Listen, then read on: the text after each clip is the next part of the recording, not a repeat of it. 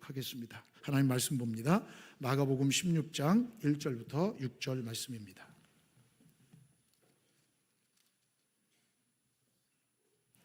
마가복음 16장 1절부터 6절 말씀입니다.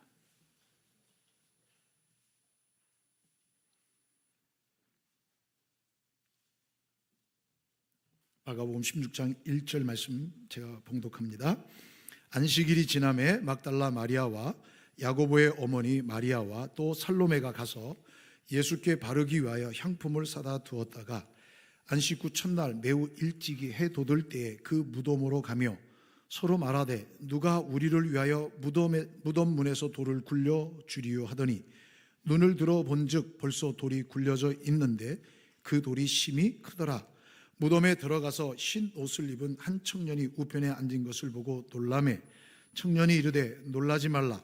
너희가 십자가에 못 박히신 나사렛 예수를 찾는구나. 그가 살아나셨고 여기 계시지 아니하니라. 보라 그를 두었던 곳이니라. 아멘. 할렐루야. 우리 전우자가 계십니까? 인사할까요? 사랑합니다. 축복합니다. 우리 한 번 더 같이 인사했으면 좋겠습니다. 예수님의 부활을 축복합니다. 할렐루야. 우리 저 한번 따라 했으면 좋겠습니다. 예수 부활하셨다. 다시 한번요. 예수 부활하셨다. 할렐루야. 아멘. 우리 사실 기독교에서 가장 큰 명절 하면 저는 부활절이라고 생각합니다. 이 부활절에 큰 기쁨이 없어요. 제가 오늘도 몇몇 집사님들과 권사님들께 예수님의 부활을 축하합니다, 축복합니다 그랬더니 이런 인사 처음 들어봅니다. 그런 표정을 저한테 주시는 거예요. 저 솔직하게 이 부활절에 막 하고 싶은데 하면은 여러분들이 목사님 이제 나이 먹더니 별짓을 다 하십니다. 그럴까봐 못하겠고 젊었을 때는 부끄러워서 못했습니다. 사실은 부끄러워서 이 앞에서 젊은 사람이 뭐 하는 거야? 이럴까봐 좀 위험을 좀 챙기려고 제가 못했습니다. 그런데 여러분 아무리 생각해도 예수님이 부활하셨다는 이 말씀보다 더 복되고 즐거운 말씀 없어요. 아멘. 이 감격, 이게 얼마나 기쁜. 여러분 예수님의 부활로 인해서 우리가 소망을 갖게 됐고 예수님의 부활 때문에 우리는 영원한 생명을 얻었잖아요. 이거보다 더 큰 은혜와 복이 어디 있습니까? 이 귀한 축복을 마음껏 증거하며 마음껏 외치며 마음껏 자랑하는 저와 여러분들의 복된 생애가 되시기를 주님의 이름으로 축원합니다. 자, 하이델베르그 요리문답서에 보면 신앙고백서에 보면 이런 질문이 있습니다. 45번째 질문인데요. 그리스도의 부활은 우리에게 어떤 유익을 줍니까? 이렇게 질문합니다. 그리스도의 부활은 우리에게 어떤 유익을 줍니까? 예수님의 부활이 무슨 유익이 있습니까? 라는 질문입니다. 답에 이렇게 기록되어 있습니다. 첫째, 그리스도는 부활로서 죽음을 이기셨으며 죽으심으로써 얻으신 의에 우리로 참여하게 하십니다. 예수님께서 죽으심으로 말미암아 모든 죄와 사망을 다 짊어지셨고 부활하심으로 말미암아 우리가 거룩한 하나님의 의로움에 참여하게 되었다. 그 얘기입니다. 하나님과 하나 되게 되었다는 얘기죠. 두 번째로 그의 능력으로 말미암아 우리도 이제 새로운 생명으로 다시 살아났습니다. 예수님의 부활의 능력으로 말미암아 우리는 새 생명 가운데 다시 살아났다. 영원한 생명으로 다시 살아났다. 세 번째, 그리스도의 부활은 우리의 영광스러운 부활에 대한 확실한 보증입니다. 예수님이 부활하심으로 인해서 우리도 부활할 수 있다는 보증이 됐다. 그 얘기입니다. 예수님의 부활로 말미암아 우리의 영원한 부활, 영원한 생명을 보증받게 되었다. 이거보다 더 큰 축복이 어디 있겠습니까? 아주 오래전 우리 믿음의 선조들이 이 하이델베르그에 모여서 이 신앙 고백과 요리문답서를 만들어 놓고 이 고백을 하며 이런 가르침들을 가르쳤던 것이죠. 우리는 지난주 한 주 동안 고난주간 특별새벽기도를 통해 주님이 걸으신 길에 대해서 묵상했어요. 말씀대로 예언하신 그 주님이 겟세마네 동산에서부터 골고다 언덕까지 걸어가신 그 말씀에 대해서 우리 함께 같이 묵상했고요. 이제 오늘 우리는 우리가 걸어가야 할 길이 무엇인가를 함께 같이 나눴으면 좋겠습니다. 빈 무덤을 보았고요. 새 생명을 얻었고요, 사명을 받았다는 사실입니다. 이 말씀을 함께 이 시간 나누도록 하겠습니다. 자, 빈 무덤 앞에 멈춘 그 걸음을 상상해 보십시오. 얼마나 황당하겠습니까? 그러나 빈 무덤은 닫힌 문이 아닌 열린 길의 입구라는 사실입니다. 빈 무덤은 닫힌 문이 아닙니다. 열린 길의 입구입니다. 새로운 길로 나아가는 입구가 되는 것이죠. 1절 보십시오. 안식일이 지남에 막달라 마리아와 야고보의 어머니 마리아와 또 살로메가 가서 예수께 바르기 위하여 향품을 사다 두었다가, 여러분 지난주에 영화 보신 분들은 기억하실 거예요. 예수님의 그 비아돌로로사로 올라가는 그 과정 속에 함께 같이 비춰졌던 장면이 있어요. 그게 누구냐면 여인들이거든요. 그 여인들이 예수님의 어머니고 막달라 마리아고 그 다음에 살로메라고 하는 마리아라는 여인이죠. 이 여인들은 예수님의 그 모든 것들을 지내면서 어떻게 예수님이 고난받는 걸 목격했고, 그리고 예수님이 운명하시자 그 아리마대 요셉과 함께 예수님을 십자가에 내려서 돌무덤에 장사 지낸 증인들입니다. 그 사람들이 바로 오늘 성경에 등장하는 세 명의 마리아죠. 자, 이 여인들은 사랑과 애통하는 마음으로 향품을 준비했습니다.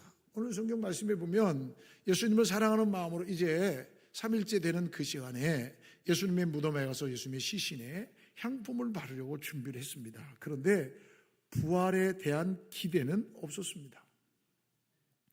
부활에 대한 기대가 있었다면 안식 후 첫날 무덤가에 갈 일이 없겠죠. 그러니까 무덤에 갔다는 얘기는 부활에 대한 기대와 소망은 1도 없었던 것이죠.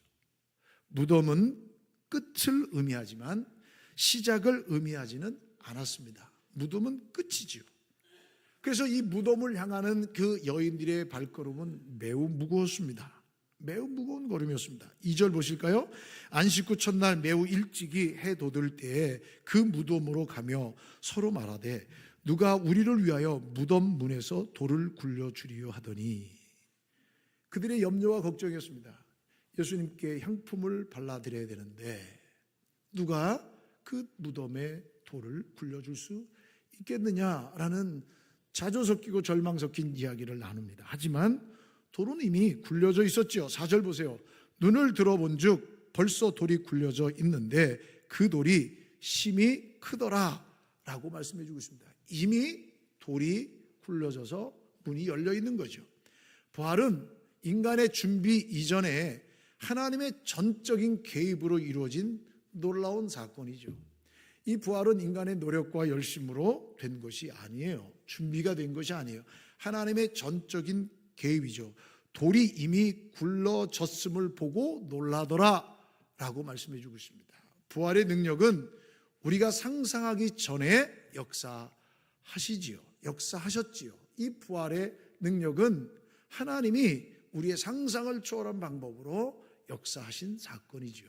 여러분, 돌무덤이 열려 있는 게 예수님이 나오기 위해서 열려져 있었겠습니까? 저는 그렇게 생각합니다. 돌무덤이 열려진 것은 예수님이 부활하셔서 나오는 것은 전혀 상관이 없습니다. 사람들 보여주시기 위해, 그리고 사람들이 예수님의 부활을 깨닫게 하시기 위해 무덤에 돌을 굴려 주신 것이죠. 하나님은 이미 우리의 절망의 문을 열고 계시다는 사실이에요.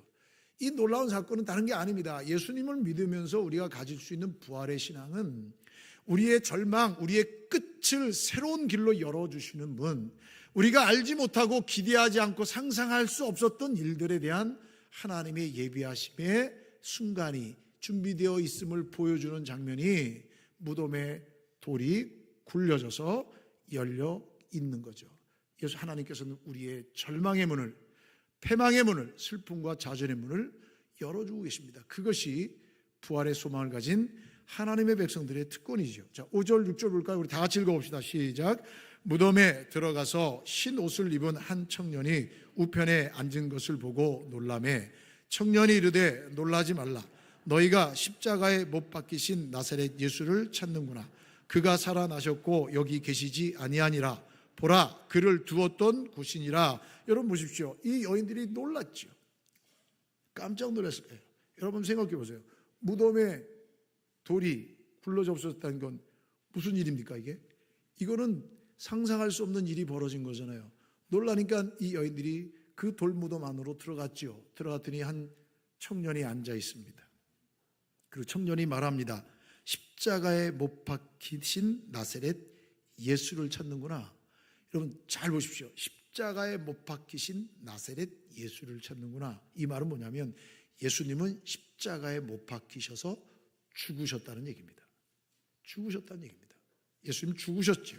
그리고 부활의 메시지를 선포합니다. 너희가 찾는 나사렛 예수는 다시 살아나셨다. 여기 계시지 않는다. 할렐루야. 그가 다시 살아나셨다라고 성경은 분명히 선언해 주고 있습니다. 무덤은 더 이상 예수님이 계시는 곳이 아닙니다. 기독교는 빈 무덤 위에 선 신앙이 바로 기독교입니다. 기독교는 무덤을 발로 밟고 선 신앙이 기독교예요. 사망 권세를 깨뜨리시고 영원한 생명 가운데로 인도해 주신 이 놀라운 사건이 하나님의 이 역사라는 거죠. 십자가가 다 이루었다라고 선포한다면 빈 무덤은 죽음이 생명을 막을 수 없다라고 선포하고 있는 겁니다. 죽음이 생명을 막을 수 없다. 이제 우리는 예수님의 부활하심에 대해서 이렇게 좀 다짐했으면 좋겠습니다. 사랑하는 여러분, 예수님의 부활을 믿고 고백하는 저와 여러분 되시길 주님의 이름으로 축복합니다. 예수님의 부활하심을 철저히 믿었으면 좋겠어요. 간혹 그래요. 예수님의 부활을 좀 믿긴 믿는데요. 제가 묻습니다. 예수님께서 다시 살아나셨음을 믿습니까? 라고 물으면 주저하는 분이 계세요. 여러분 걱정하지 마세요. 왜 주저하는 줄 아세요? 아직 믿음이 없어서 그런 거예요. 믿음은 내가 갖는 게 아니에요. 믿음은 내가 노력해서 얻는 게 아니에요. 따라합시다. 믿음은 하나님의 은혜의 선물이라. 믿으시면 아멘. 하나님의 선물이에요. 내가 믿어서 믿고 싶어서 내가 깨달아서 믿는 게 아니라 하나님이 은혜를 베풀어 주셔야 이 믿음의 고백을 할 수 있는 거예요. 사랑하는 성도 여러분, 주 예수 그리스도를 나의 구주로 고백하며 영원한 생명 가운데 있는 여러분들은 이 예수님의 부활하심을 철저하게 믿고 그 부활의 소망 가운데 살아갈 수 있게 되기를 주님의 이름으로 축원합니다. 예수님의 부활은 역사적 사실입니다. 역사적 사실, 증거와 자료, 증인들이 있다는 얘기입니다. 구속사적 사실이죠. 하나님께서 이 모든 일들을 예언하셨고 이끌어 오셨다는 사실이 성경에 기록되어 있거든요. 많은 과학자들이 이걸 증명을 합니다. 증명이 안 돼요. 증명할 수가 없어요. 여러분 뭘 증명할 수 있어요? 우리가 과거에 지구의 나이, 뭔 생각, 뭔 것으로 증명할 수 있겠어요? 많은 사람들이, 저는 그래요. 어렸을 때부터 저는 창조소를 믿고 신앙생활을 했으니까 저에게 늘 질문이, 저는 늘 싸웠던 게 뭐냐면 진화론이에요. 진화론. 저는 그렇게 물어요. 진화론이 정답이면 지구 어느 한 구석에 중간 상태의 인간이 있을 거야. 찾아내죠. 여러분 지금 대한민국 전 세계가 얼마나 위성으로 감시하고 얼마나 속속들이 다 쳐다보고 있는데, 여러분 정말 인류가 중간 상태의 인류가 부끄러워서 땅속에 숨어 삽니까? 바다 밑에 삽니까? 그건 말도 안 되는 얘기잖아요. 여러분 이것은 증명할 게 아니고 증인들과 역사적 사실과 자료들이 있다는 사실을 잊지 마셔야 돼요. 6절 다시 보세요. 그가 살아나셨고 여기 계시지 아니하니라. 보라 그를 두었던 곳이라. 무슨 얘기냐면 그가 죽어서 장사되었던 곳이 분명히 있는데 비었다, 그 얘기죠. 또 마태복음 26장 6절에 보면 평행 구절인데요. 그가 여기 계시지 않고 그가 말씀하시던 대로, 예수님이 말씀하시던 대로 살아나셨느니라. 빈 무덤이 예수님이 부활하신 증거지요. 유대의 종교 지도자들은 빈 무덤에 대해서 이렇게 얘기합니다. 예수님의 제자들이 시신을 훔쳐갔다라고 주장합니다. 그러나 여러분, 무덤이 비어있다는 사실 자체는 누구도 부정하지 못하지요. 무덤이 비어있는 건 사실에 맞죠. 훔쳐갔던 부활했던 무덤은 비어있어요. 빈 무덤이죠. 만약 예수님의 시신이 있었다면 초대교회 복음 전파는 즉시 중단되었을 거예요. 왜요? 어디선가 시신을 찾아냈을 것이고 어디선가 시신을 유기했다는 사람이 나타날 것이거든요. 그걸 혼자 할 수가 없거든요. 돌무더기를 열 수도 없거든요. 분명히 2사람 이상의 사람이 그 현장에 있었기 때문에 그 비밀을 분명히 죽기 전에 발설하고 죽겠죠. 그러면 복음 전파는 멈춰질 수밖에 없는 거예요. 또 하나, 많은 목격자들이 있어요. 많은 증인들이 있어요. 고린도전서 15장 3절에서 8절 말씀해 보면 500여 명의 사람이 부활하신 예수님을 직접 보았다라고 증언해 주고 있거든요. 고린도전서 15장 6절 말씀에 그중 대다수는 지금도 살아있으므로 사도 바울이 고린도 교회 성도들에게 편지를 쓸 때 부활의 증인들 가운데 대다수가 지금도 살아있다. 만약에 이 사실이 거짓이라면 쉽게 반박당할 수 있는 구조죠. 그러나 그 증인들이 살아있고 그 증인들은 목격했기 때문에 이 진리의 말씀 앞에 반박할 수 없었던 거예요. 특히 여러분, 오늘 본문을 보거나 또 사복음서 전체를 보면 예수님의 부활 사건에 등장하는 인물이 있습니다. 그게 누구냐면 여인입니다. 여인들입니다. 이 여인들이 가장 먼저 예수님의 부활을 목격했다라는 겁니다. 그럼 여인들이 예수님의 부활을 가장 먼저 목격했다는 것이 왜 그렇게 중요합니까? 당대에는요, 예수님 시대 당대에는 여성들은 법정 증인이 될 수가 없습니다. 여성들이 법정에서 증인으로 쓰면 그 증거는 무효가 됩니다. 그런 시대에 그런 상황 속에 있던 그 상황 속에서 예수님의 부활의 첫 목격자를 여성이라고 기록한 사복음서들은요, 법적인 효력이 거의 없죠. 만약에 이 사실이 꾸며낸 이야기라면 여성들을 첫 목격자로 세우지 않았을 것입니다. 꾸며낸 얘기라면 증인하려고. 그러니까 이 모든 성경의 기록에 여성들을 갖다가 증인으로 세웠다는 얘기는 그 여성들의 그 입술을 통해서 예수님이 부활하심을 직접 보았고 이것은 사실이라는 선거를 성경은 기록해 주고 있는 거예요. 또 하나는 구속사적으로 언약의 성취입니다. 예수님의 십자가 죽으심과 부활은 언약의 성취예요. 하나님께서 이 세상을 사랑하셔서 이미 구약 시대부터 성경에서 가르쳐 주신, 선언해 주신 예언이 있어요. 그 뭐냐면 하나님의 구원의 완성이지요. 사도행전 13장 32절 33절 말씀에 보면 우리도 조상들에게 주신 약속을 너희에게 전파하노니 곧 하나님이 예수를 일으키사 우리 자녀들에게 이 약속을 이루게 하셨다미라. 하나님이 예수를 일으키사 우리 자녀들에게 이 약속을 이루게 하셨다라고 말씀해 주고 있습니다. 고린도전서 15장 20절에도 이제 그리스도께서 죽은 자 가운데서 다시 살아나사 잠자는 자들의 첫 열매가 되셨도다. 계시록 1장 17절 18절 말씀에도 보시면 나는 처음이요 마지막이니 곧 살아있는 자라. 내가 전에 죽었었노라. 예수님이 말씀합니다. 내가 전에 죽었었다. 볼지어다 이제 세세토록 살아있어 사망과 음부의 열쇠를 가졌노니라고 증언하시는 장면이 나옵니다. 예수님의 부활은 신화가 아닙니다. 꾸며낸 이야기가 아니라 역사와 경험, 증언과 성령의 사역을 통해 증명된 구속사의 결정적인 사건이 예수님의 부활이라는 것이죠. 둘째로 이 부활의 감격과 기쁨이 있다면 이 부활의 소식을 증거해야 되죠. 이 복된 소식, 이 놀라운 사실을 알고 있는데 어찌 우리가 이것을 우리 가슴속에 안고 있겠습니까? 7절 말씀 보십시오. 우리가 보지 않았지만 그가 살아나셨다. 이제 너희가 가서 말하라. 가서 제자들과 베드로에게 이르라 라고 말씀해요. 부활은 단순히 기적이 아닌 선포하고 살아내야 할 진리입니다. 부활의 신앙으로 살아내고 부활을 선포해야 한다라는 것입니다. 부활은 고백을 넘어 삶으로 증거되어져야 합니다. 우리가 부활의 믿음을 가지고 살아내야 합니다. 우리를 통해 생명의 주님이 드러내야 합니다. 그가 다시 사셨으니 이제 우리는 멈추지 말고 나아가야 한다라는 말씀입니다. 빈 무덤은 끝이 아니라 시작이죠. 빈 무덤을 통해서 우리는 영원한 생명을 얻었고 빈 무덤을 통해 우리는 보증받았고 빈 무덤을 통해 우리 또한 영원한 생명을 얻을 수 있다는 확신 가운데 살아가야 하는 것이죠. 그러므로 부활은 우리를 기쁨의 증인으로 파송하는 거예요. 부활의 주님은요, 감상하라가 아닙니다. 머물러서 감상하라. 만약에 감상할 곳이라면 예수님의 무덤이 지금 어디 있는지 알아야 될 거 아니에요. 지금 가셔서 이스라엘 땅에 가셔서 여기가 예수님의 묻혔던 무덤입니다라고 무덤토를 저도 봤거든요. 그거 고증이 안 됐어요. 진짜인지 아닌지. 그러니까 여러분, 만약에 예수님이 무덤을 보고 감상하라면 그거 남겨놨겠죠. 우리가 볼 수 있게끔 자료로 뭔가 만들어 놨겠죠. 근데 여러분, 부활은 머물러서 감상하고 여기가 진짜 예수님이 계셨던 곳이야, 예수님을 감쌌던 세마포야, 예수님을 못 박았던 못이야, 십자가야, 이렇게 감상하는 게 아니라 부활은 가서 선포하라는 거예요.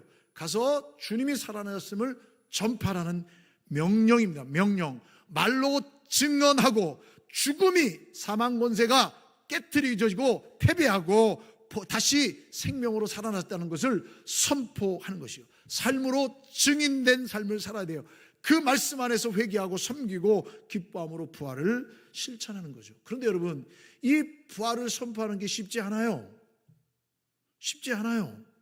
어제도 우리 비바람이 치는데도 우리 중고등부 아이들이 모여서 복음을 전했어요. 자기들이 그 전도할 거 만들어가지고 비바람이 몰치고 다 못했어요. 그러니까 오늘 예배 마치고 10시 좀 넘어서 이들이 또 복음 전하러 나갔거든요. 너무 귀하죠. 우리 청년들이 저녁 7시부터 복음을 전했어요. 복음을 전하고 와서 제가 사실 보니까 너무너무 기쁜 거, 감사한 거예요. 발산역에서. 저희 딸들이 보면 제가 사진 보여주니까 그거 올리지 마세요. 그 거부당했어요. 그래서 거부당한 게 은혜야. 제가 그랬어요. 거부당하는 게 은혜야.